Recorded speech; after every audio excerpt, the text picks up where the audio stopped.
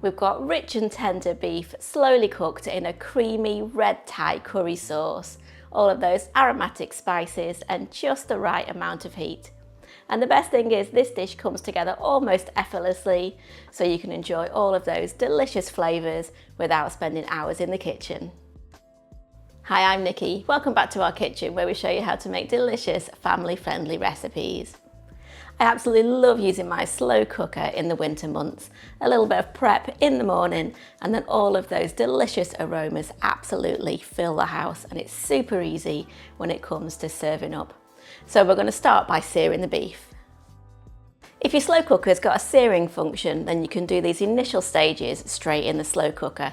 If it hasn't got a searing function, don't worry, you can do the initial stages in a frying pan and then transfer to the slow cooker later. We're going to start by heating 2 tablespoons of oil over a high heat. We're going to add 1.5 kilos or 3.3 pounds of diced braising beef to the oil and then sprinkle over half a teaspoon each of salt and black pepper. Stir it all together and then sear the beef until lightly browned, which should take about 6 to 8 minutes. If you find that the beef is releasing lots of water during the searing process, you can spoon the water off and continue frying. Once that beef is lovely and browned, we're going to add in a large diced onion. Cook the onion for about 4 to 5 minutes, stirring occasionally until slightly softened. Next in goes 4 cloves of minced garlic, 2 teaspoons of minced ginger, 2 teaspoons of lemongrass paste, 90 grams, which is about 6 tablespoons of red Thai curry paste, 360 ml, which is about 1.5 cups of strong beef stock,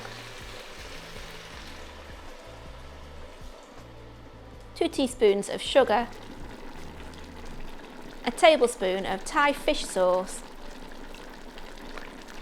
a 400 ml or 14 ounce tin of full fat coconut milk, and about 15 fresh Thai basil leaves. Stir it all together and cook for about 2 to 3 minutes to heat through.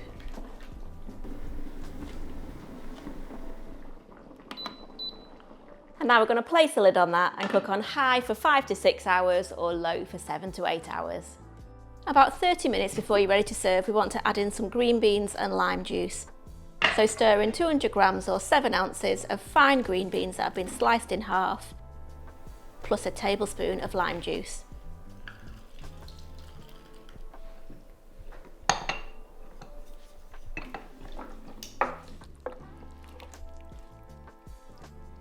Place the lid back on until you're ready to serve.